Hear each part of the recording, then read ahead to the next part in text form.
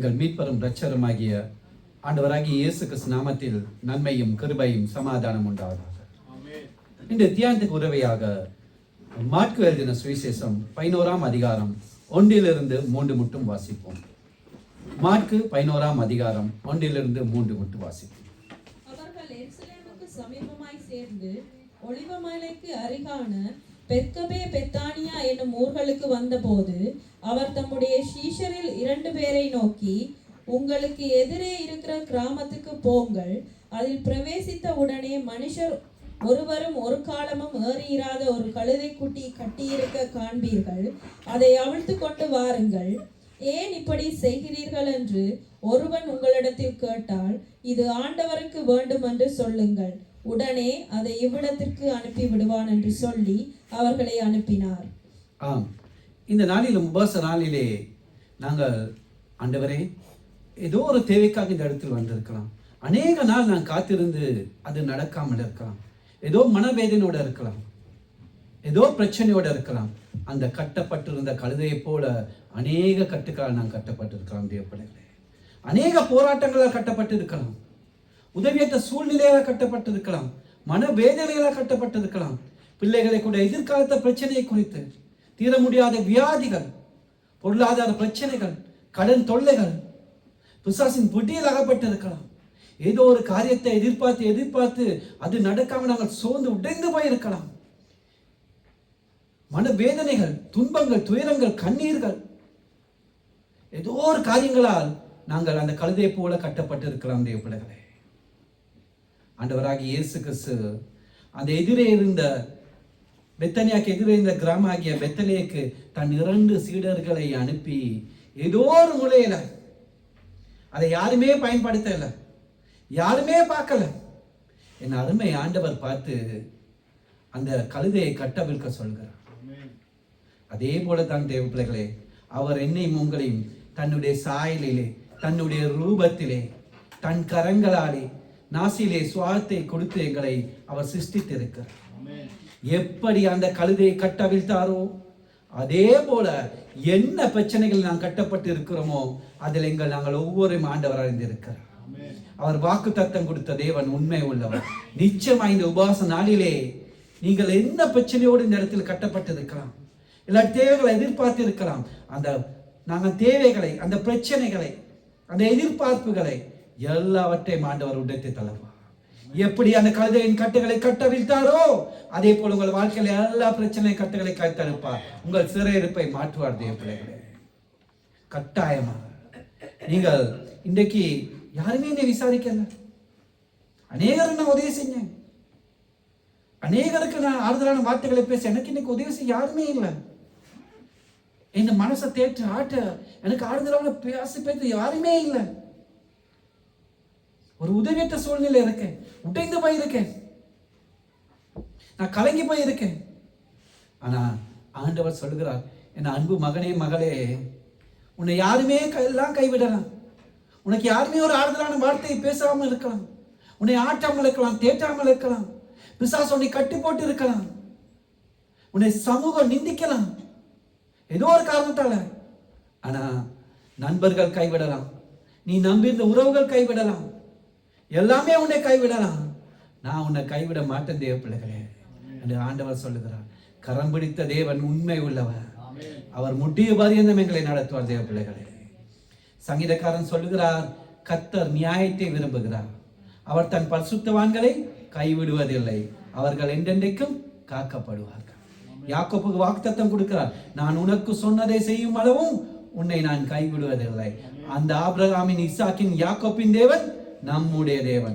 எங்கள் கட்டுக்கள் எல்லாம் உடைத்து எல்லாமே கைப்பிடித்த தேவன் எங்களை கரை சேர்த்து விடுவார். தேவன் அந்த விசுவாசம் எங்களுக்கு வேணும். ஆம் தேவ பிள்ளைகளே, எப்படி எதிரே இருந்த அந்த கிராமத்துக்கு அந்த கட்டப்பட்டிருந்த கழுதை ஏதோ ஒரு மூலையில இருக்கு, யாருமே பார்க்கல.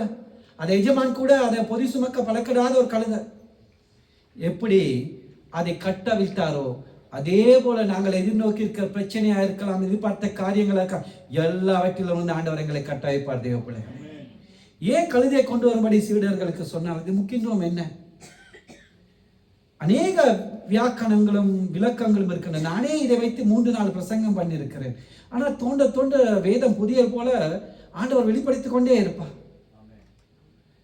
ஆண்டவர் என்னோட பேசி உங்களோடு பகிர்ந்து கொள்ள விரும்புகிறேன். பாருங்க, பொதுவாக எந்த ஒரு மிருகமும் பரிசுத்த காரியத்துக்கு நியமிக்கப்படுவதில்லை. அப்படி பரிசுத்த காரியத்தை நியமிக்கப்பட்டாலும் பரிசுத்தமாக நியமிக்கப்படும். பாருங்க, இங்க புதிய சுமக்க பழக்கப்படாத அந்த கழுதையை பயன்படுத்தப்படுகின்றது. வேத ஆராய்ச்சியாளர் கூட்டுப்படி நம்முடைய ஆண்டவர் கிட்டத்தட்ட 80 கிலோ பாரம் அடைந்திருப்பார். பாருங்க, அந்த 80 கிலோ எடையுள்ள ஆண்டவரை அது சுமந்து கொள்ள போகும்போது அது பொதி சுமக்கவே பழக்கப்படாத அந்த கழுதை அமைதியாய் சென்றது.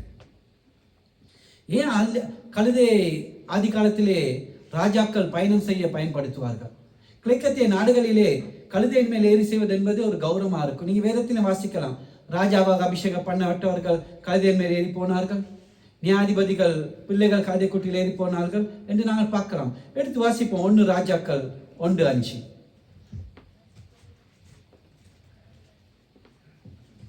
1 ராஜாக்கள் 1:5. ஆகீத்துக்கு பிறந்த அதோனியா என்பவன் நான் ராஜா ஆவேன் என்று சொல்லி தன்னைத்தானே உயர்த்தி தனக்கு ரதங்களையும் குதிரை வீரரையும் தனக்கு முன் ஓடும் 50 காலாட்களையும் சம்பாதித்தான். இந்த அதோனியா தாவீதின் ஒரு குமாரன். அந்த தாவீதின் ராஜ்யபாரத்தை, அதாவது தன் சகோதரர் சலோமோனிடம் திருட்டுத்தனமாக எதிர்பார்த்தான். அதுக்கு என்ன செய்கிறான்? ஆடுகளை மாடுகளை கொளுத்த கண்டுகளை எல்லாம் விருந்து செய்து எல்லாத்தையும் ஒரு குரூப்பை சேர்ந்து கொண்டு ராஜாவே வாழ்க என்று தனக்குள்ளே அவன் ராஜாவாக திட்டமிடுகிறான். சதி திட்டம் தீட்டுகிறான். குறுக்கு வழியில் போக பார்க்கிறான். அதை நாத்தான் தீர்க்கதரிசி அறிந்து தாவீது ராஜாவுக்கு சொல்லுகிறார். அப்போ தாவீது ராஜா என்ன செய்கிறார்? அதே 1:32 34 மட்டும் வாசிப்போம்.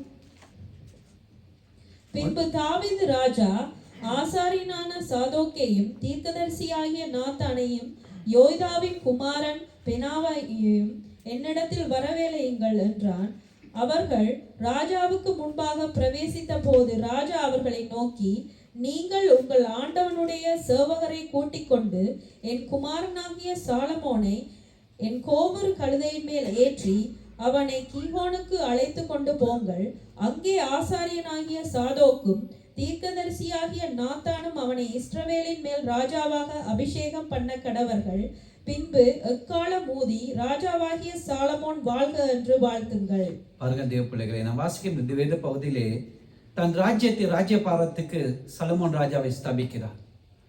சலமோன் ராஜா தன் தந்தையின் கோவேரி கழுதையின் மீது பயணம் செய்ய வைத்து ராஜா என்ற கிரீடத்தை சூட்டுகிறார்.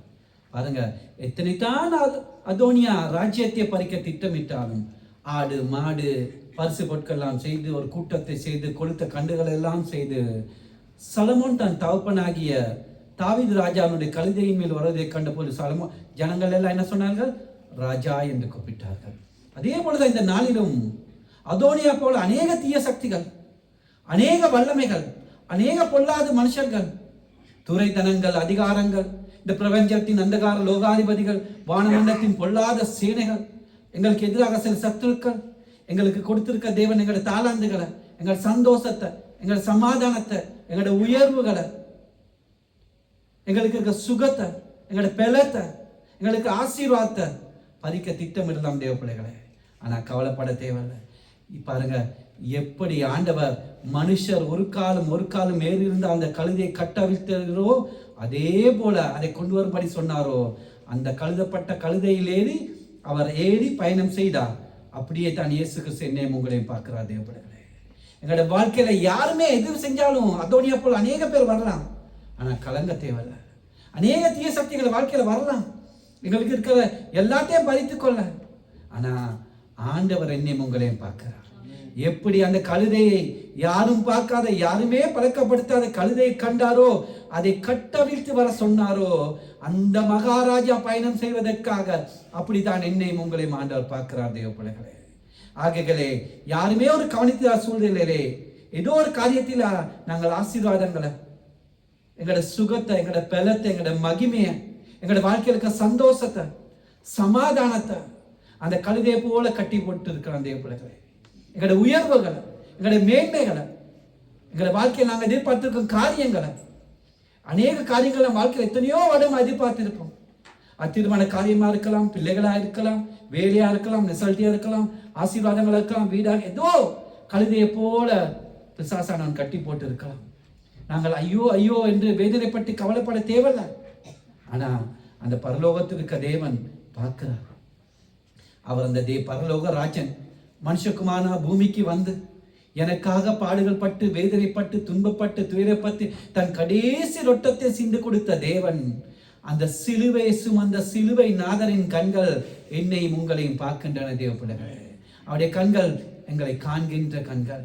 எப்படி அந்த ஆகாரின் கண்ணீரை துடைத்தாரோ, எப்படி வேதனைப்பட்டு குழல் இல்லாமல் இருந்த அன்னாளின் கண்ணீரை கண்டு 1க்கு 6 கூடுதலாக கொடுத்தாரோ, அந்த கட்டுகளை எல்லாத்தையும் அவமான நிந்தைகளை அந்த பசியாக இருந்த ஆகாருக்கு தண்ணீர் இல்லாத ஆகாரி தண்ணீரை தாகத்தை தீட்டாலோ, அன்னாருக்கு வெக்கக்கு பதிலாக இரட்டத்தனையை ஆசீர்வாதத்தை கொடுத்தாலோ, அதே போல இந்த நாளில் நீங்கள் எதை பார்த்திருக்கீங்களோ, என்ன காரியம் உங்கள் வாழ்க்கையில கட்டப்பட்டு இருக்கோ, அந்த கட்டுகளை எல்லாமே தேவன் உடைத்தெறிவார். தேவர்களே, விசுவாசத்தோடு சொல்லுங்க, இந்த பாஸ் நாளிலே ஆண்டவர் எல்லா வித கட்டுகளையும் உடைத்தாளுவா.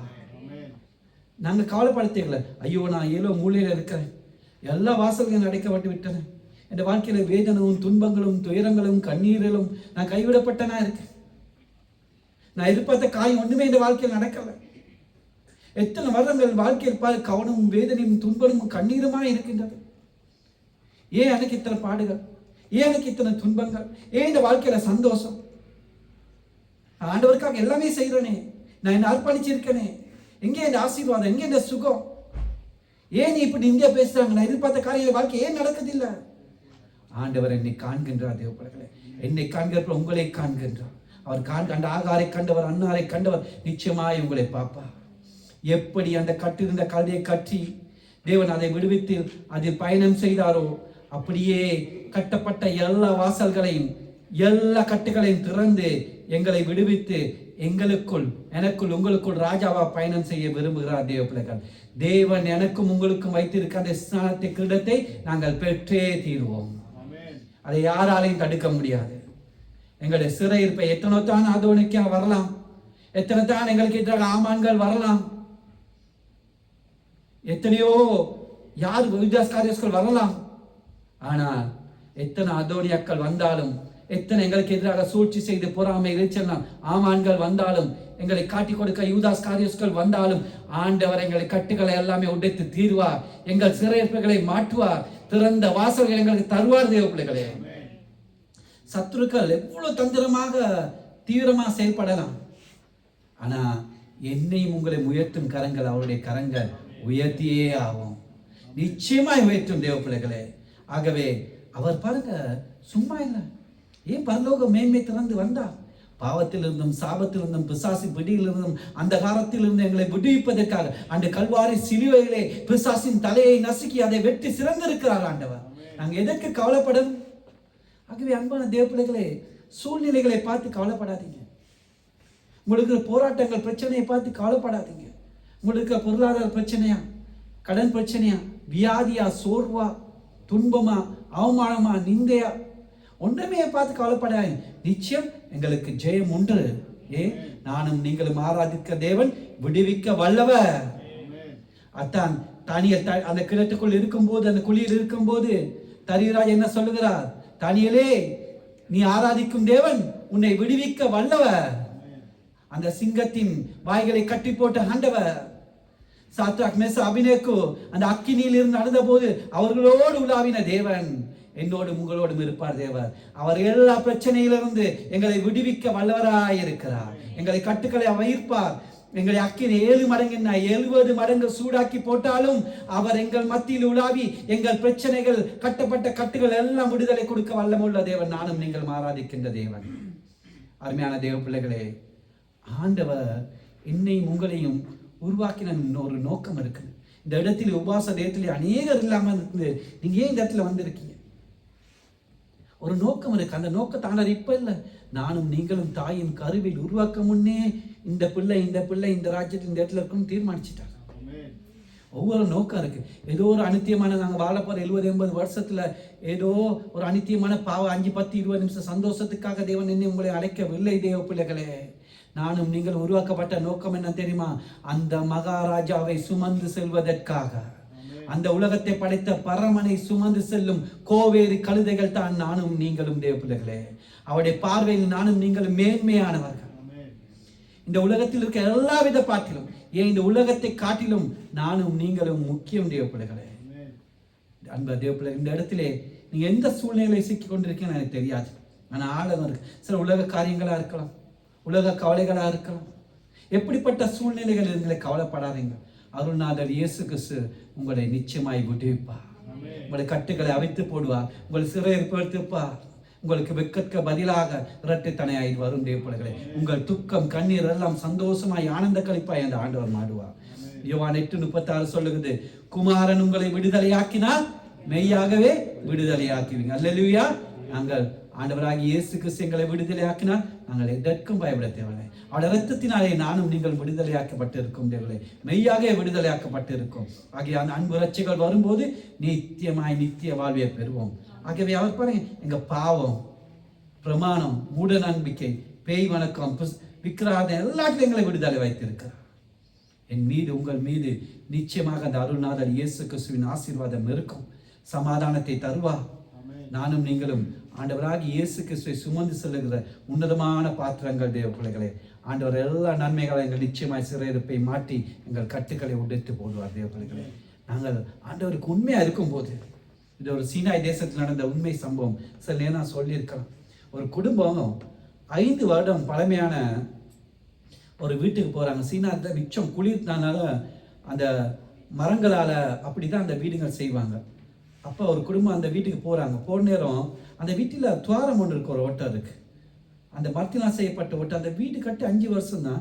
அந்த ஓட்டை அப்போ அந்த வாலிபன் அதை பார்த்து கொண்டு வந்து ஒரு வினோதமா இருக்கு என்னன்னு பார்க்குறான். அப்போது ஒரு புழு ஒரு ஆணியில அகப்பட்டு கொண்டு இருக்கின்றது. அப்போது அந்த வாலிபன் யோசிக்கிறான், இந்த வீடு கட்டு 5 வருடங்கள், அப்போ இந்த புழு இத்தனை வருஷம் 5 வருடங்களா இப்படி இருக்கின்றது, இது எப்படி சாப்பிட்டு இருக்கும், எப்படி வாழ்ந்து இருக்குன்னு அவன் யோசிக்கிறான் அந்த வாலிபன். அதுக்கப்புறம் பார்க்க ஆசைப்பட்டு அவன் அதை கவனித்து கொண்டே இருக்கான். ஒரு நாள் அவன் பார்க்கும்போது ஒரு பூரிக்கத்தக்க ஒரு சம்பவம் நடக்குது. அதே சாயலோடு இன்னொரு புழு வந்து அதுக்கு சாப்பாட்டு ஊட்டி கொண்டு இருக்கின்றது. அது அப்படித்தான் உயிர் வாழ்கின்றான். தேவ பிள்ளைகளே பாருங்க, கேவலம் ஒரு புழு சாயலில் படைக்கப்பட்ட புழு 5 ஆண்டுகள் அந்த மட்ட புலியை போஷிக்கிறது என்றால், அன்பு சகோதரனை சகோதரியே, அவள் தன் சாயலில், தன் ரூபத்தில், தன் கரத்தினாலே என்னை உங்களை தெரிந்து கொண்ட தேவன், தாயின் கருவில் உருவாக்கின தேவன், அவர் எங்களை கட்டுக்கள் எல்லாம் விடுவித்து எங்கள் சிறையிருப்பை மாற்றி எங்கள் தேவைகளை எல்லாம் நிச்சயம் சந்திப்பார் அல்லவா தேவ பிள்ளைகளே. அப்படி இருப்பாரா? எனக்காக ஜீவனை கொடுத்த தேவன் அல்லவா. பாருங்க, 5 வருடங்கள் அந்த சாயலில் படைக்கப்பட்ட புழு அதை போஷிக்கிறது என்றால், என்னையும் உங்களும் எங்கள் கட்டுக்கள் ஆண்டு விடுவிக்காமல் இருப்பாரா? என் தேவைகளை சந்திப்பாமல் இருப்பாரா? நாங்கள் ஆண்டவர் மேல் விசுவாசம் வைக்கிறது இல்லை. அதுதான் தேவ பிள்ளைகளே. என் அருமான தேவ பிள்ளைகளே, நாங்கள் அநேக காரியங்களை கட்டப்பட்டு இருக்கோம். சில வேளை ஏதோ எதிர்பார்த்து வாழ்க்கையில ஏன் எனக்கு இந்த இன்னும் நடக்கல, மிச்சம் 5 வருஷமா இருக்கலாம், 10 வருஷமா இருக்கலாம், 20 வருஷமா இருக்கலாம், அந்த காரியம் நடக்காம இருக்கலாம், கடன் பிரச்சனை இருக்கலாம், குடும்ப வாழ்க்கையில சமாதானம் இல்லாமல் இருக்கலாம், சந்தோஷமா இருக்கலாம், பிள்ளையை குறித்து ஒரு கவலை, அநேக கேள்விகள் எங்கள் உள்ளத்தை வருட்டி கொண்டு இருக்கலாம். தேவப்பிள்ளைகளே, எங்க வாழ்க்கையில முன்னேற முடியாம இருக்கலாம். எங்க போனாலும் தோல்வி, எங்க போனாலும் அவமானம், நிந்தை, முன்னேற முடியாத சூழ்நிலைகள், படிக்க முடியாது, புஸ்தகத்தை இருந்தால் படிப்பு மண்டையில் ஏறுது இல்லை, உலக காரியங்கள் என்னை சூழ்ந்து கொண்டிருக்கின்றது. இப்படி பல சத்துருக்கள் ஆணிக்களால் நாங்கள் வாழ்க்கையில் கட்டப்பட்டு இருக்கிறோம். ஆனால் அன்பு தேவ பிள்ளைகளே, நிச்சயமாய் ஆண்டவரை நீங்கள் விசுவாசிக்கும் போது அந்த எல்லா கட்டுக்களையும் ஆண்டவர் உடைத்து போடுவார். எங்கள் சிறையிருப்பை மாற்றுவார். எங்களுக்கு வாக்கு தத்துவம் தந்த தேவர் உண்மை உள்ளவர், அவர் மாறாதவர், அவர் நிச்சயிப்பார். ஆண்டவர் என்ன சொன்னார்? ஆபிரகாம் தன் ஈசாக்கை பலியிட போகும்போது அவனுக்கு தெரியும் அவனை ஏன் பலியிட போறாரு. வாக்கு தத்தம் பண்ண தேவன் உண்மை உள்ளவர், அவனை மறித்தாலும் உயிரோடு இருப்பார் என்ற விசுவாசத்துடன் பலியிட செய்கிறார். அந்த விசுவாசம் எங்களுக்கு வேணும் தேவ பிள்ளைகளே. அப்படி விசுவாசத்தோடு இருக்கும்போது எல்லாம் எங்களை வாழ்க்கையில கட்டுகளை திறந்து போடுவார். வேதத்திலே நாங்கள் ஒரு பரிசுத்தவானை கொடுத்து பார்ப்போம், யோசேப்பை கொடுத்து. அவருடைய வாழ்க்கையிலே அவருடைய கட்டுக்களை எல்லாம் இப்படி ஆண்டவர் உடைத்தார் என்று அவருக்கு ஒரு தரிசனத்தை ஆண்டவர் வெளிப்படுத்துகிறார். யோசேப்பு தன் சகோதரத்திலே தாப்பனா யாக்கோபு கண்ட தரிசனங்களை சொல்லுகிறார். முதல் சொல்லுகிறார், அவர் வயலிலே அரிக்கட்டுகளை அரித்து கொண்டிருந்த போது தன் அரிக்கட்டு நிமிர்ந்து நின்றது, மற்றது எல்லாமே அவளை வணங்கி சுற்றி நின்றது. திருப்பி சென்று அவர் சொல்கிறார், சந்திரனும் சூரியனும் 11 நட்சத்திரங்களையும் தன்னை சுற்றி இலங்கிருந்த. நான் சுருக்கமாக சொல்கிறேன். அப்போ சகோதரர் என்ன செய்தார்கள்? பொறாமையினாலே, எரிச்சலினாலே, இன்று திருச்சபைகளில் நிலைமை போல ஒரு சகோதரன் மேலே வலது மறுசற்கோன் விரும்புவதில்லை. அவனை எப்படியாவது வெட்டி போடணும், அந்த ஸ்தானத்தை பறிக்கணும். அதே போலதான் அந்த காலத்தில் சகோதரர் பொறாமை கொண்டு, எரிச்சல் கொண்டு அவனை தண்ணீர் இல்லாத கிணற்றிலே போடுகிறார்கள். பின்பு இஸ்மவேலருக்கு 20 காசுக்கு விட்டு போடுகிறார்கள். வேதம் அப்படியே என்ன சொல்லுகின்றது? எடுத்து வாசிப்போம். தேவல்ல. அப்ப வேதம் சொல்லுகிறது, அவன் சகோதரன் அடிமையா இருக்கும் போது வியாதி அவன் மனசு எப்படி இருக்கும்? சந்தோஷமா இருந்திருப்பான் யோசப்பு. 18 வயது வாலிபன், தகப்பனுடைய அன்பை ருசி பார்த்தவன். எப்படி இருந்த முடிக்கும்? யோசப்பு உடைந்து போயிருப்பான். ஐயோ, நான் நேசித்தேன் சகோதரர்கள், எனக்கு துணையா இருக்க வேண்டியவர்கள் என்று கண்ணீர் விட்டு அழுந்திருப்பான். அந்த சகோதரனை நேசிக்கவில்லையே. யோசப்பின் இருதயம் உடைந்து போயிருக்கும் தேவ பிள்ளைகளே. இன்னொரு காலத்தை நேரம் யோசப்பு சகோதரன் நேசிக்கவே இல்லை. தகப்பன் அவனை அநேகமா நேசித்தார். அவனுக்கு பல வாரம் அங்கே அவனை நேசித்தார். யாக்கோபு அவனை தான் நேசித்தார். தகப்பனை விட்டு பிரிவோன் என்று கலங்கி போயிருப்பான். எவ்வளவு வேதனைப்பட்டிருப்பான் வாழ்க்கையில. அந்நியர்களை பார்க்கும் போதெல்லாம் தகப்பனை தமிழ் இருந்ததை கூப்பிட்டு இருப்பான். சில பிள்ளைகள் எங்கேயாவது ஒரு காணி வெள்ளி எங்கேயே போயிட்டு காணாம போனா தன் தகப்பனை காணும் போது தான் அந்த திருப்பி அவருக்கு உயிர் வந்த மாதிரி இருக்கும். எப்ப அந்த பையன் திகில் அவர் சுற்றி கொண்டு இருக்கும். தன் தகப்பனை பார்த்தப்பதான் அவங்களுக்கு ஒரு உற்சாகம் வரும். யோசேப்பு பாருங்க, தன் தரிசனத்தை சொன்ன மாத்திரம் அவனை சகோதரர் அடிமையாக விட்டார்கள். அதே மாற்றம் மட்டுமல்ல, தகப்பன் அன்பை பிரிந்து தவித்திருப்பான். அந்த எகிப்தியர்களை பார்க்கும் போதெல்லாம் அவனுக்கு பயம் வந்திருக்கும். எவ்வளவு நீண்ட அந்த வாலிப வயசுல எவ்வளவு பிரச்சனை, மறுபடியும் பிரச்சனை. போத்திபார் வீட்டிலே வேலை செய்யும் போது போத்திபாரின் மனைவி ஒரு தவறான உறவுக்கு அவனை அழைத்து பிரச்சனை வருகின்றது. அவன் அங்கே விட்டு ஓடி வருகிறான். வேதம் என்ன சொல்லுகிறது? ஆதியாகமம் 39:13-20 மட்டும் வாசிப்போம். 13-20 மட்டுமா? அவன் தன் வஸ்திரத்தை அவள் கைகளிலே விட்டு வெளியே ஓடி போனதை அவள் கண்டபோது 20 யோசேப்பின் எஜமான் அவனை பிடித்து ராஜாவின் கட்டளையால் காவலில் வைக்கப்பட்டவர்கள் இருக்கும் சிறைச்சாலையிலே அவனை ஒப்புவித்தான். அந்த சிறைச்சாலையில் அவன் இருந்தான். வேதம் என்ன சொல்லுகிறது? செய்யாத தப்புக்காக யோசேப்பு சிறை அடைக்கப்பட்டான். ஏன் தேவ பிள்ளைகளே, யோசேப்பு அன்பு தங்கச்சிகளே, ஏன் யோசேப்புக்கு சிறைச்சாலை? வேதம் என்ன சொல்லுகின்றது? அவனுக்கு ஏன் சிறைச்சாலை, ஏன் பாடுகள்? தேவனுக்கு உண்மையாய் பரிசுத்தமாய் இருந்தபடினா. எப்பெல்லாம் நாங்க தேவனுக்கு உண்மையாய் பரிசுத்தமாய் இருக்கிறோமோ அப்ப பிரச்சனை வரும். ஏன் யோசேப்புக்கு சிறை? தேவனுக்கு பயந்து தான் அங்கே விட்டு ஓடுகிறான். தான் நிர்வாணமா இருக்க கூட பரவாயில்ல, நான் பரிசுத்தமா இருக்கணும் என்ற நிர்வாணத்தை யார் பார்த்தாலும் பரவாயில்ல, நான் ஆண்டவருக்கு தப்பு செய்யக்கூடாது, ஆண்டவருக்கு பயந்து நடக்கணும். ஏன் சிறை? செய்யாத குற்றத்துக்காக சிறைக்கு போகிறான். தேவனுக்கு உண்மையா இருந்த விரும்புகிறான். தேவ பிள்ளைகளே, இன்றைக்கு அநேகர் நாங்க சபையிலே வேஷம் போட்டுக்கொண்டு ஊழியர்களுக்கு முன்பாக நடிக்கிறது போல அல்ல. இந்த அநேக திருச்சபைகள் அப்படித்தானே, ஞாயிற்றுக்கிழமை சனிக்கிழமை வந்தா சபையிலே வேஷம். அப்படி அல்ல தேவ பிள்ளைகளே. யோசேப்பை கண்டால் எந்த சூழ்நிலையிலுமே எதிலேயுமே உண்மையாய் பயபக்தியாய் பரிசுத்தமாய் இருக்கணும். அவனுக்கு தரிசனத்தை சொன்ன மாத்திரம் பாருங்க. அதே மாதிரி தான் மோசையை பார்க்கலாம். அவர் இனிவரும் பலன்கள் கண்டு அந்த ராஜா வீட்டில் எல்லாம் சொகலான அனுபவிக்க தேவையில்ல, ஜனங்களோட ஆண்டவராகி இயேசு கிறிஸ்து நன்மை அனுபவிக்க தெரிஞ்சு கொண்டார். தானியல், சத்ராக், மேசக், அபிநேகோ அந்த ராஜாவோட சிலையை வணங்கிட்டு அவங்களுக்கு எல்லாம் நடந்திருக்கும். இல்லை, நீ என்னை கூட அக்கினீங்க, எனக்கு ஆண்டவர் தான் முக்கியம். அப்படி ஒரு வாழ்க்கை வாழ்ந்து பார்க்கணும் தேவ பிள்ளைகளே. பாவத்தை கண்ட நாங்கள் ஓடணும், ஆண்டவருக்கு உண்மையா இருக்கணும். அப்பதான் இந்த ஆசீர்வாதங்கள் எல்லாமே வரும், கட்டுக்கள் எல்லாம் அவிக்கப்படும். சும்மா சபைக்கு வந்து ஆண்டவரே ஆண்டவரே சொன்னா ஆண்டவர் கட்டுக்கள் அவிக்க மாட்டார், கண்ணீரை மாற்ற மாட்டார், துக்கத்தை மாற்ற மாட்டார். ஆண்டவருக்கு உண்மையாய் பரிசுத்தமாய் நாங்கள் இருக்கணும் தேவ பிள்ளைகளே. பாருங்க, அவருக்கு சொன்ன தரிசனத்தை தான் சகோதரர் சொன்ன மாத்திரம் என்ன நேற்றது? வெளுத்தி யோசேப்பு எத்தனை தான் கஷ்டப்பட்டு இருக்கலாம். வைத்த பாருங்க, எவ்வளவுதான் துன்பம். 18 வயசுல இஸ்மேலை விற்கிறாங்க, தண்ணியில் கிழக்க போறாங்க, ஜெயில போடுறாங்க, செய்யாத குற்றத்துக்கு போனார்கள். ஆனா அவன் தேவனுக்கு உண்மையாகவும் முறுமுறுக்காம இருந்தான். என்ன பிரச்சனை வந்தாலும் முறுமுறுக்கல். எங்களோட வாழ்க்கையில் இன்னைக்கு இப்போ பிரச்சனை பாருங்க, எங்களோட வாழ்க்கையில் பிரச்சனை, எங்களோட வாழ்க்கையில் ஜெபம் இல்லை, சபைக்கு வர மாட்டோம், சபைக்கு ஒரு காணிக்கையை போட மாட்டோம், தசம்பாகத்தை போக மாட்டோம், ஊழியம் செய்ய மாட்டோம், எதுக்குமே இல்லை, ஊழியக்காரர் கீழ்ப்படிய மாட்டோம். எங்களுக்கு என்ன சார் பிரச்சனைனா அது அதில் காட்டும். தேவ பிள்ளைகளே, தேவனுக்கு உண்மையாக முறுமுறுக்காம இந்த யோசப்பின் வாழ்க்கையில் என்ன நடந்தது பார்த்தீங்களா?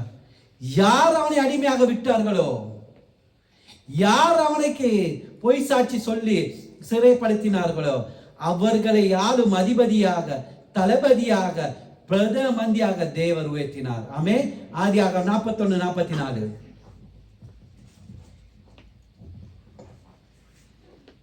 பின்னும் பார்வோன் யோசேப்பை நோக்கி, நான் பார்வோன், ஆனாலும் எகிப்து தேசத்தில் உள்ளவர்களில் ஒருவனும் உன் உத்தரவில்லாமல் தன் கையையாவது தன் காலையாவது அசைக்க கூடாது என்றான். ஆமென். பாருங்க, உண்மையாகவும் முறுமுறுக்காம உத்தமையாக ஜோசப் கிடைத்தது. என்ன சொல்றாரு? உன் உத்தரவு இல்லாமல் ஒரு கையாவது காலையாவது அசைக்க கூடாது. அல்லேலூயா, தேவனுக்கு மகிமை. உண்மையாயிருந்தவன் அன்று அவன் இச்சைக்கு அடிமையாக இருந்தால், அவன் வாழ்க்கையில முறுமுறுப்பு இருந்தால் இது நடந்திருக்குமா? எத்தனை தான் யோசப்பு பாருங்க, யோசப்பை சத்துருவ சிறைப்படுத்தி வைத்திருந்தாலும் தேவன் நான் சிறைப்பை மாற்றி அவனுக்கு சிங்காசனத்தை கொடுக்கிற தேவர்களே, அதான் நம்முடைய தேவன். இந்த நாளிலும் ஜோசப்பை போல அநேக காரியங்களால் நாங்கள் இருளின் அந்த காலத்தில் கட்டப்பட்டு இருக்கலாம், குழிகளை தள்ளி இருக்கலாம், எங்கள் வாழ்க்கையிலே சிறையிருப்பு போல இருக்கலாம், வியாதியா இருக்கலாம், வேதனையா இருக்கலாம், துன்பங்களா இருக்கலாம், கவலைகளா இருக்கலாம், சமாதானம் இருக்கலாம், பல சிறைக்குள்ள கட்டுப்பட்டு இருக்கலாம். ஆனால் அன்பு தேவ பிள்ளைகளே, ஒரு நாள் எப்படி கர்த்தர் அந்த யோசப்பை உயர்த்தினாரோ அப்படியே எங்களை உயர்த்துவார். எங்கள் கட்டுக்களை உடைப்பா, ஒரு ஒளிமையான வாழ்க்கை எங்கள் தருவார். பாருங்க, யோசப்பு அவருடைய சகோதர தண்ணீர் இல்லாத அந்த கிணற்றில் தள்ளின பின்பும் போத்திபார் வீட்டிலே அவன் குற்றச்சாட்டப்பட்ட போது சிறை அடைக்கப்பட அவரு போத்திபார் பெரிய அவனும் ஒரு பொசிஷன்ல இருக்கவன், இப்படி பெரிய ஒட்டாளர்கள் சாட்சினா அதை உடைக்கவே முடியாது. அவர்கள் அப்படி சொன்னாய்ந்தார். ஆனால் அவனுக்கு யோசப்புக்கு எல்லா பக்கம் நம்பிக்கை இல்லாம போயிட்டு இருக்கும். ஆனாலும் அவ்வளவு நம்பிக்கையற்ற சூழ்நிலையிலும் வேதம் சொல்லுகின்றது. எனக்கு வேதத்துல பிடித்த ஒரு வசனம் தான் ஆதியாகமம் 39:21 பகுதியை மட்டும் வாசிப்போம்.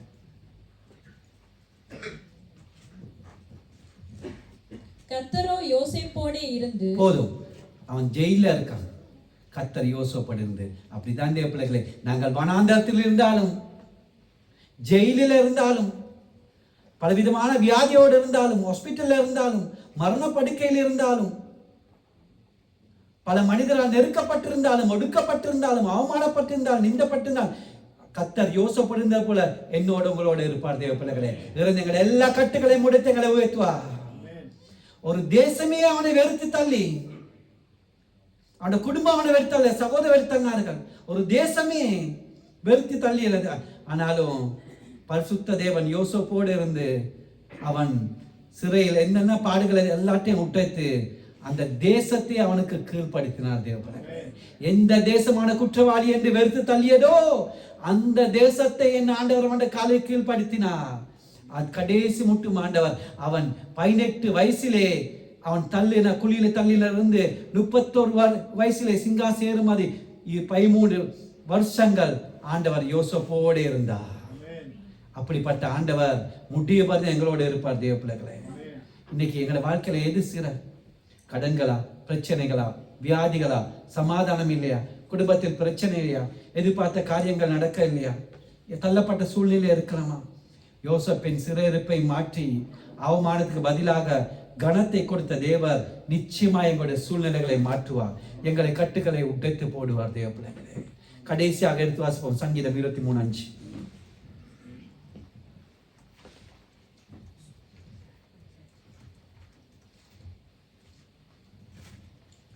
என் சத்துருக்களுக்கு முன்பாக நீர் எனக்கு ஒரு பந்தியை ஆயத்தப்படுத்தி என் தலையை எண்ணெயால் அபிஷேகம் பண்ணுகிறீர், என் பாத்திரம் நிரம்பி வழிகிறது. எங்களுக்கு தெரியும் தேவ பிள்ளைகளே, தாவீது ராஜா அப்சலோமுக்கு பயந்து தன்னுடைய சேவர்களை அழைத்துக் கொண்டு வனாந்தருக்கு சென்ற போது பசியும் தவனமாய் இருந்த வேளையிலே ஒரு பெரிய பந்தியை வனாந்தரத்திலே ஆயத்தப்படுத்தி கொடுத்தார் என்று 2 சாமுவேல் 16ஆம் அதிகாரத்திலே வாசிக்கிறோம். அந்த அனுபவ சாட்சி நிமித்தம் தாவீது சொல்லுகிறார், என் சத்துருக்களுக்கு முன்பாக நீ எனக்கு ஒரு பந்தியை ஆயத்தப்படுத்தி என் தலையை எண்ணெயால் அபிஷேகம் பண்ணுகிறேன், என் பாத்திரம் நிரம்பி வழிகிறேன் என்று சொன்னார். பாருங்க, கர்த்தர் சத்துருக்களுக்கு முன்பாக ஒரு பந்தி ஆயத்தப்பட்டு தன்னை பாதுகாத்தார் என்று தாவீது ராஜா சொல்லுகிறார்.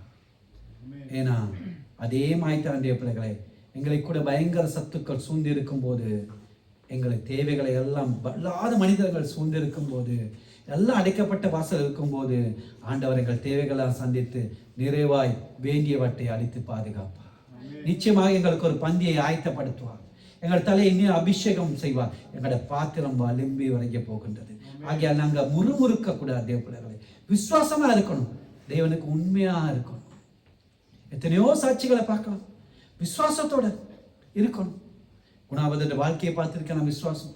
யாக்கோபு கிதியோண்ட வாழ்க்கையில பாருங்க, அந்த பிள்ளையோட வாழ்க்கையில இப்படி நாங்கள் விசுவாசத்தோட இருக்கணும்.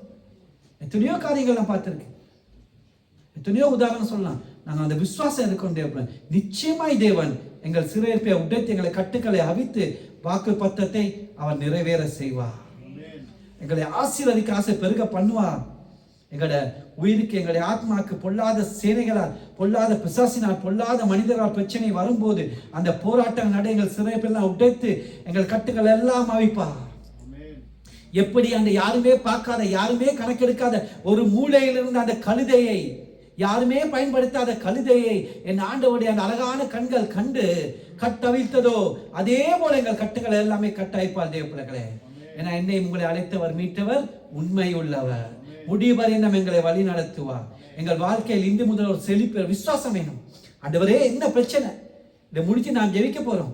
ஆண்டவரே, கட்டுகளை விட்டங்க. ஆண்டவரே, நாம் வாழ்க்கையில் எதிர்பார்த்திருக்க காலம் நீங்க முறுமுறுக்காதீங்க. எந்த சூழ்நிலையிலும் விசுவாசத்தோடு இருங்க. யோசேப்பை போல, யோசேப்பு அந்த வாலிப வயசுல எவ்வளவு பிரச்சனை பட்டிருப்பா பாருங்க. யோபு முறுமுறுத்தாரா?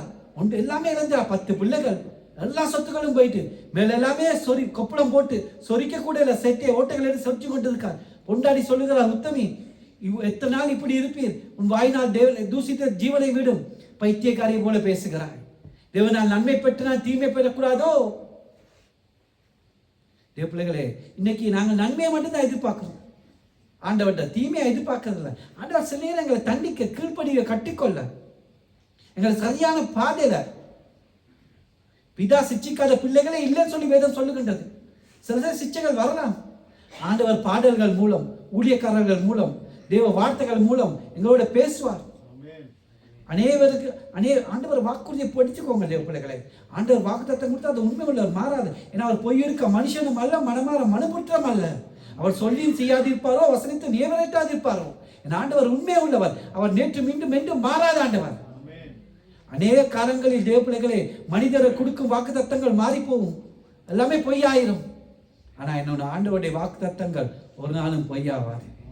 அதை நிறைவேற்ற அவர் வல்லமை உள்ளவராக இருக்கிறார். வேதம் அவர் ஜீவனுள்ள தேவனாய் இருக்கிறார். தேவ பிள்ளைகளே, ஆகவே நிச்சயம் வார்த்தை நிறைவேறும். ஆண்டவர் எங்களை வனாந்தரம் போல எங்கள் பாதைகள் இருந்தால் எல்லா பாதைகளையும் உடைத்து எங்களுடைய பூமியை தண்ணீர் உள்ள மதுரமான பூமியாய் மாற்றுவார். ஆண்டவருக்கு உங்களோட வாழ்க்கை அர்ப்பணிங்க. யோசேப்பை போல முறுமுறுக்காதீங்க, உண்மையா இருங்க. யோசேப் போல சில பேர் எங்களை வாழ்க்கை இந்த சூழ்நிலை இருக்கும், நாங்கள் கலங்க தேவையில்லை. யோசேப்பை உயர்த்தின ஆண்டவர் நாங்கள் முறுமுறுக்காமல் உண்மையை முத்தமாய் பரிசுத்தமாய் இருந்தால் நிச்சயமா எங்களை சிறையிருப்பை மாற்றுவார். தேவ பிள்ளைகளை, அந்த விசுவாசம் என்ன பிரச்சனையோ நான் ஜெபிக்க போறோம். நான் அப்படியே எலும்பி இருந்து எல்லாம் கண்களை மூடி அப்படியே நாங்கள் ஜெபிக்கணும். நான் எல்லாம் எலும்பி இருப்போம். எலும்பி இருந்து ஆண்டவரே, எப்படி ஆண்டவரே அந்த கட்டப்பட்டிருந்த நான் ஒரு பாடல் பாடி, அந்த பாடலுக்கு அப்புறம் நாங்கள் ஜெபிக்க போகிறோம். ஆண்டவரே, எப்படி அந்த கட்டப்பட்டிருந்த கழுதையை யாருமே பாட்டுக்கிற அந்த கணக்கில் அந்த கழுதையை கட்டவிழ்த்து வந்தீரோ, அதே போல இந்த இடத்தில் ஆண்டவரே அநேகர் ஆண்டவரே பலவிதமான கட்டுக்கள் கட்டப்பட்டு இருக்கலாம். ஆண்டவரே, அந்த கட்டுகள் எல்லாம் அவித்து ஆண்டவரே சில காரியங்களை எதிர்பார்த்து இருக்கலாம். வாழ்க்கையில இன்னும் நிறைவேற எத்தனையோ காரியங்கள் அவருடைய வாழ்க்கையில இருக்கலாம்ப்பா. எல்லாத்தையும் நீ உடைத்தருங்க ஆண்டவரே. அந்த தேவ பிள்ளைகளே, நானும் நீங்களும் அழைக்கப்பட்ட நோக்கம், இந்த உலகத்தை படைத்த பரமன், அந்த மகாராஜா, சர்வ வல்லமை உள்ள தேவனை சுமந்த செல்கிற உன்னதமான பாத்திரங்கள் நானும் நீங்களும் நாங்கள் ஒவ்வொரு அவருடைய உள்ளத்திலே சுமந்து செல்கிற பாத்தங்கள், அவருடைய பார்வையிலே நீயும் நானும் மேன்மையானவர்கள். பிள்ளைகளே, ஒரு நாள் அந்த கழுதை கண்டது போல அந்த அழகான கண்கள் என்னை கண்டது. நான் இந்த இடத்தில் இருக்கவே மாட்டேன். என்னோட வயதில் இருக்க என்னுடைய நண்பர்கள் எல்லாமே இப்ப உயிரோடு இல்லை. கிட்டத்தட்ட 40-50 நண்பர்கள் இல்லை. ஆனா அந்த அழகான நான் இங்க இல்லாட்டி நான் ஜெயில இருந்திருக்கணும், இல்லாட்டி என்ன இப்போ எலும்பு கூட இருந்திருக்காது. ஆனாலும் என்னை ஒரு கண் கண்டது. இந்த அழகான கண்கள் என்னை கண்டதால இன்றைக்கு அந்த பரிசுத்த தேவனுடைய வார்த்தைகளை போதிக்கும்படி, அவர்கள் வாழும்படி அந்த தேவன் என்னை கண்டார். ஒரு தருவாயில என்ன எல்லாமே இப்படிதான் அந்த கழுதையை போல என் பிசினஸ் எல்லாமே இருந்த போகல எல்லாமே தள்ளினாங்க. என்கிட்ட உதவி எடுத்தவங்க, என்கிட்ட இருந்தவங்க எல்லாமே ஓடி போனாங்க. நான் அப்படியே இல்லாமல் போயிடுவேன் என்று. ஆனாலும் ஒருவருக்கு என்ன தேவைப்பட்டுச்சு. அவருடைய கண்கள் என்னை கண்டது. யாருமே அறியாத என்ன அவர் நன்றா அறிந்திருந்தா. அதே போல எல்லாமே காசு பணம் கோடிக்கணக்கான எல்லாமே போன நேரம் எல்லாமே ஜனங்கள் ஓடி போனாங்க. இனி வந்துட்டு காசு இல்லை, பணம் இல்லை, புகழ் இல்லை. ஆனா ஒன்றும் இல்லாத என்ன ஒருவர் கண்டு கொண்டார். அவருடைய கரம் என்னை வேண்டும் என்று சொன்னது. திரும்ப முயற்சினார். பழைய இடத்துக்கு என்னை கொண்டார். என் எல்லா கட்டுக்களையும் என் எல்லா பழக்கத்தை என்னை விட்டு வைத்தார். அந்த ஆண்டவர் உங்களையும் நேசிக்கிறார். தேவ பிள்ளைகளே, அந்த அழகான கண்கள் உங்களையும் பார்க்கின்றது. விசுவாசத்தோட உண்மையோட முறுமுறுப்பு இல்லாமல் என் வைஃப்ட கேளுங்க, நான் என்ன காலத்திலையுமே நான் முறுமுறுக்க மாட்டேன். நான் விசுவாசத்தோட இருப்பேன். அழுவ மாட்டேன், புலம்ப மாட்டேன், நம்பிக்கையோட இருப்பேன். அந்த அழகான கண்கள் என்னை கண்டது. அது கண்ட நான் உயிர் வாழ்கின்றேன். தேவ பிள்ளைகளே, சொல்லுமா, அழகான கண்கள் என்னை கண்டதாலே முடிந்ததென்று நினைத்த நான் உயிர் வாழ்கின்றேன். அழகான கண்கள் என்னை கண்டதாலே முடிந்ததென்று நினைத்த நான் உயிர் வாழ்கின்றேன். யாரும் அறியாத என்னை நன்றாக தேடி வந்த நல்ல நேசரே, யாரும் அறியாத என்னை நன்றாக தேடி வந்த நல்ல நேசரே. அழகான கண்கள் என்னை கண்டதாலே முடிந்ததென்று நினைத்த நான் உயிர் வாழ்கின்றேன். துதியப்பட்ட என்னை வேண்டுமென்று சொல்லி சேர்ந்து கொண்ட நல்ல நேசரே. துதியப்பட்ட என்னை வேண்டுமென்று சொல்லி சேர்த்து கொண்ட நல்ல நேசரே. அழகான கண்கள் என்னை கண்டதாலே முடிந்ததென்று நினைத்த நான் உயிர் வாழ்கின்றேன். ஒன்றுமில்லாத என்னை காருண்யத்தாலே உயர்த்தி வைத்த நல்ல நேசரே. ஒன்றுமில்லாத என்னை காருண்யத்தாலே உயர்த்தி வைத்த நல்ல நேசரே. அழகான கண்கள் என்னை கண்டதாலே முடிந்ததென்று நினைத்த நான் உயிர் வாழ்கின்றேன். ஆமென். எத்தனை பேர் சொல்ல போறோம், அப்பா இன்னைக்கு நான் நிக்கிறது உங்க அழகான கண்கள் என்னை கண்டனால. சொல்லுங்க, ஆண்டவருக்கு நன்றி சொல்லுங்க. அப்பா நான் நிற்பது நிர்மூலம் சுத்த கிருபை ஆண்டவரே. நான் பலவீனத்தில் இருந்தேன், வியாதியில் இருந்தேன், வேதனையில் இருந்தேன், நீள முடியாத பிரச்சனையில் இருந்தேன். எல்லாத்தையும் நீங்க என்னை விடுதலையாக்குனீங்க அப்பா. அப்பா உங்களுக்கு நான் எப்படி நன்றி சொல்றேன் ஆண்டவரே. வேதனையும் துன்பமும் கண்ணீரும் தான் என்னோட வாழ்க்கையில இருந்ததப்பா. எல்லாத்தையும் எனக்கு விடுதலை கொடுத்தீர்கள் ஆண்டவரே. அப்பா சமாதானம் இல்லாம இருந்த ஆண்டவரே, என் வாழ்க்கையிலே துன்பமும் ஆண்டவரே துயரமும் தான் என் வாழ்க்கையில இருந்துச்சப்பா. ஆனா எனக்கு விடுதலை கொடுத்து என்னை உயர்த்தி வைத்தீர்கள் ஆண்டவரே. ஆண்டவரே, வனாந்தரமா போனீர் ஆண்டவரே. வனாந்தரத்தை எனக்கு ஒரு பந்தியை ஆயத்தப்படுத்தி என் தலையை என்னால் அபிஷேகம் செஞ்சீங்க ஆண்டவரே. அப்பா, என்னை எல்லாமே தவிர்த்து போடு ஆண்டவரே. என் சூழ்நிலைகள் எல்லாம் போட்டு ஆண்டவரே, என் கட்டுகளை அழித்தீர்களப்பா. அப்பா, உமக்கு நான் எப்படி நன்றி சொல்வேன் ஆண்டவரே. நீ என் வாழ்க்கையில செஞ்ச காரியங்கள் எவ்வளவு ஆண்டவரே. ஆண்டவரே, என்னை எல்லாவற்றையும் ஆண்டவரே, என்னை எல்லாமே ஒதுக்கிட போல ஆண்டவரே. நீங்க என்னை அரவணைத்தீங்க ஆண்டவரே. தூக்கி எறியப்பட்ட ஆண்டவரே, என்ன நீங்க தூக்கி எடுத்தீங்க ஆண்டவரே. அப்பா, நான் எப்படி சொல்வேன்? என் வேதனையும் கண்ணீரும் துன்பமா இருந்த என் வாழ்க்கையில ஆண்டவரே, நீ ஆனந்த தந்து அபிஷேகம் வந்து சந்தோஷத்தை தந்தீங்க அப்பா. அப்பா, நான் எப்பயோ மறைத்து போயிருப்பேன் ஆண்டவரே. ஆண்டவரே, நீ இவ்வளவா என் குடும்பத்தை என்ன நீங்க உயர்த்தி வைத்திருக்கீங்க அப்பா. நான் உங்களுக்கு நன்றி சொல்லாம யாருக்கு நன்றி சொல்வேன்? கோடான ஸ்தோத்திரம். நான் வியாதிப்பட்ட வேதலும், வேதனைப்பட்ட நேரலும், துன்பப்பட்ட நேரலும் ஆண்டவரே, எனக்கு இவ்வளவா ஆசீர்வாதம் கொடுத்தீங்க ஆண்டவரே. நான் கடன் பிரச்சனை இருந்த போது என் கடன்கள் எல்லாம் நீ தீர்த்து வைத்தீங்க ஆண்டவரே. ஆண்டவரே, என்னை உயர்த்தி வைத்த தேவன் நீங்க ஆண்டவரே. ஆண்டவரே, என் கட்டுக்கள், எதிர்பார்ப்பு கட்டுக்கள் எல்லாமே நீங்க ஆய்க்க போறீங்கப்பா. உமக்கு நன்றி ஆண்டவரே. ஸ்தோத்திரம், ஸ்தோத்திரம்.